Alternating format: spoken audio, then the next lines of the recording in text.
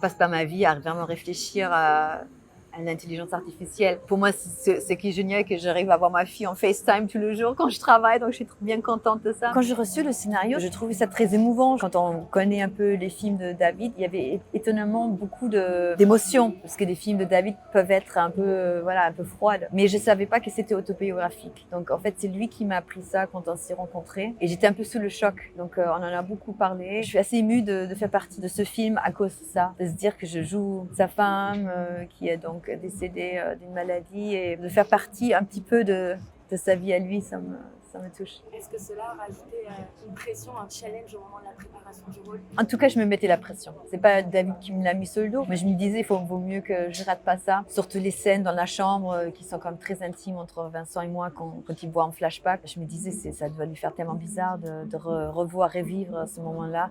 Et je le sentais très pudique. Moi aussi, j'étais très, je sais pas, c'est spécial. Ouais. Il accompagnait sa femme pendant sa maladie. Il savait qu'elle allait mourir. Mais il m'a dit le moment où elle est morte et on l'a mis dans son cercueil, c'était insupportable de penser qu'elle sera seule dans sa mort. Il avait tellement une envie de sauter avec elle dans le cercueil pour l'accompagner, il trouvait ça tellement injuste. Et moi, ça m'a marqué beaucoup. Ça m'a fait quand même, bien sûr, réfléchir aussi à ça, à ce que ça veut dire l'amour, mais pas forcément comme mère de famille. La perte physique, ouais. Je pense que c'est une réflexion sur la vie et sur la mort et sur ce qu'on vit tous les jours.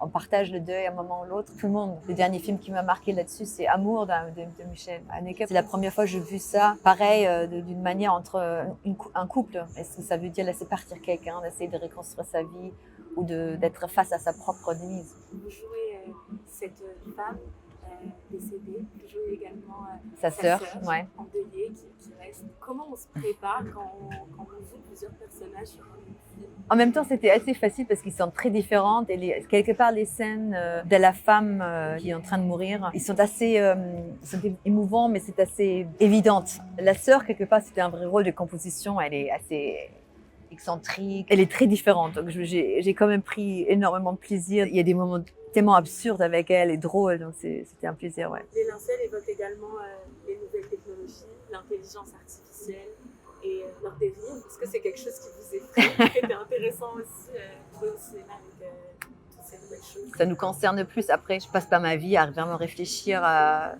l'intelligence artificielle. Pour moi, c'est qui est génial que j'arrive à voir ma fille en FaceTime tous les jours quand je travaille, donc je suis bien contente de ça. Mais à part de ça, bien sûr, c'est quelque chose qui me travaille, mais je trouve que c'est génial que David, il arrive à être vraiment sur ce qui se passe aujourd'hui, d'avoir un avis là-dessus.